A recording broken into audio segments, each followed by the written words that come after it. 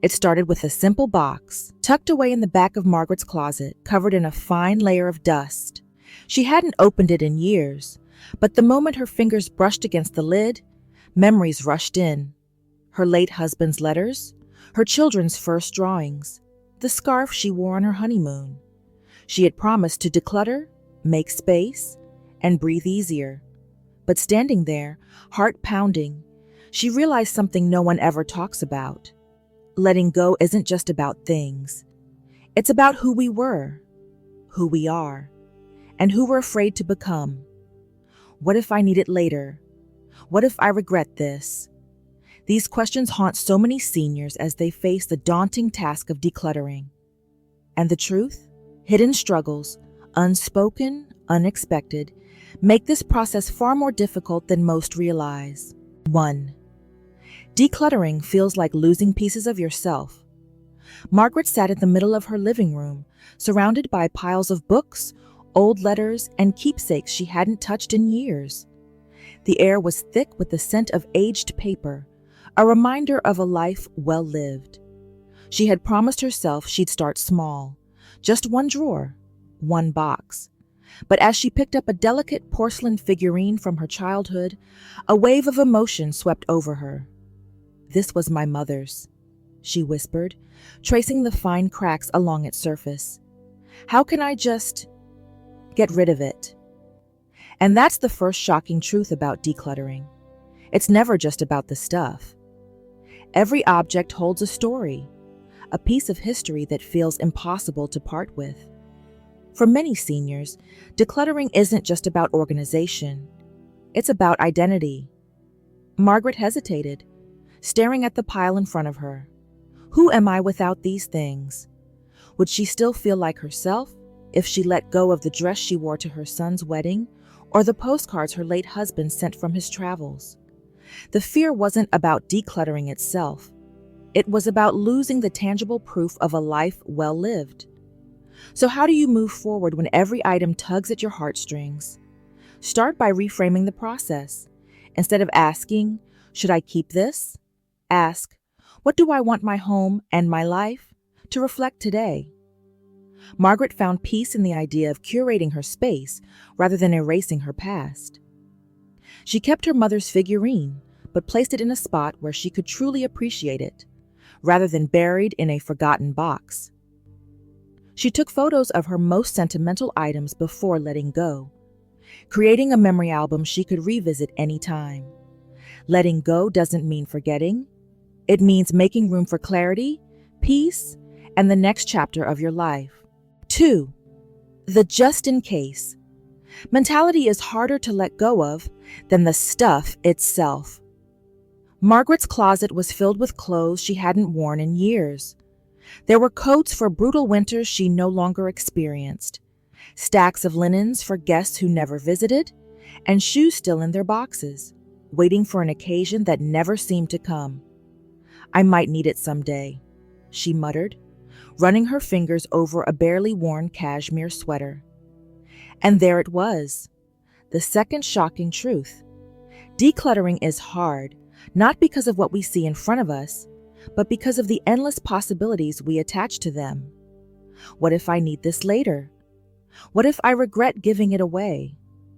What if my situation changes? These questions trap seniors in a cycle of indecision, keeping them surrounded by objects they no longer use but can't seem to part with. The reality? That someday rarely comes. The turning point for Margaret came when she found a bag of expired medications at the back of a cabinet. She had been saving them just in case. But instead of serving her, they had become a risk. Outdated, potentially dangerous. It hit her. Holding on to things for a future that may never come was keeping her from living fully in the present. Margaret gave away coats to a local shelter and linens to a family in need. She realized that by holding on to excess, she wasn't preparing for the future. She was preventing someone else from improving their present. 3. Decluttering is exhausting, physically and emotionally. On the third day of her decluttering journey, Margaret sat down, exhausted. Her back ached, her hands were sore from sorting, and emotionally, she felt drained. Why had no one warned her that decluttering takes an enormous toll on both the body and the heart? And that's the third shocking truth. Decluttering isn't just a weekend project. It's a process that requires both physical endurance and emotional resilience. For seniors, this exhaustion is especially overwhelming. Lifting heavy boxes, sorting through decades of belongings, making constant decisions, it all adds up quickly. Margaret found herself sitting among half-sorted piles, paralyzed by fatigue and decision fatigue. Margaret took breaks. She put on music. She rewarded herself after finishing a small section. And most importantly, she reminded herself that slow progress was still progress. By the time she cleared her bedroom, she noticed something unexpected. The exhaustion was being replaced with relief. Every empty drawer, every cleared space, felt like a weight lifted off her shoulders. The secret to decluttering isn't just in the sorting or the decision-making. It's in the patience and self-compassion you give yourself along the way. And as Margaret stood in her newly cleared space, she realized something. Decluttering isn't just about getting rid of things. It's about making room to breathe, to move, and to live fully in the present. But what happens when you reach the hardest part? Letting go of sentimental items that feel impossible to part with. That's where the real challenge begins. 4. Some things are harder to let go of than people expect. Margaret thought she had turned a corner.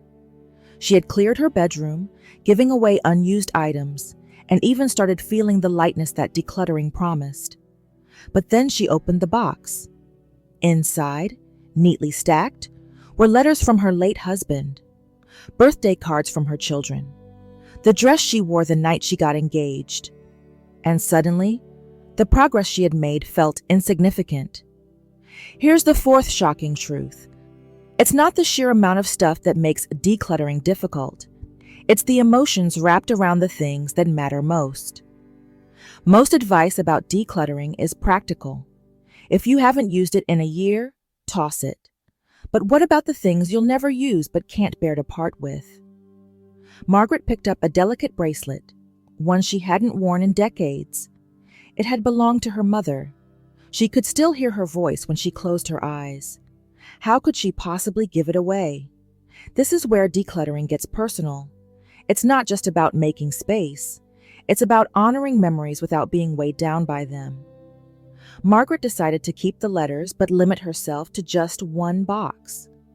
She took pictures of sentimental items before donating them. And when she gifted her mother's bracelet to her granddaughter, she realized something powerful. Memories don't live in objects. They live in the stories we share. 5. Decluttering is more about mindset than stuff. Margaret's home looked different now. Lighter, brighter. Every room breathed a little easier. But the biggest change? It wasn't in her home. It was in her mind. Because here's the final shocking truth. Decluttering is never really about the stuff. It's about how we see ourselves, our past, and our future. For years, Margaret had resisted letting go, fearing she'd be losing something valuable. But now, standing in her decluttered home, she realized she hadn't lost anything. She had gained clarity, freedom, and peace. Many seniors struggle with this shift. Decluttering can feel like closing a chapter, a quiet acknowledgement that life is moving forward. But here's the truth. Letting go doesn't mean letting life pass you by. It means making space to truly live. And now, she felt lighter, more present, ready for whatever came next. Decluttering is not just about cleaning up a space, it's about reclaiming your life. So if you're standing in a cluttered room, feeling overwhelmed, wondering where to start, remember this. Every small step is a step toward freedom. Your home should reflect the life you love today, not just the past. And you deserve to live in a space that feels peaceful, joyful, and truly yours. You made it to the finish line without having to toss your entire life into a donation bin. Look, decluttering isn't about turning your home into a magazine cover. It's about making space for you to breathe, move, and, let's be real, find your keys without a treasure hunt. So tell me, what's the one thing you're letting go of first? Drop it in the comments.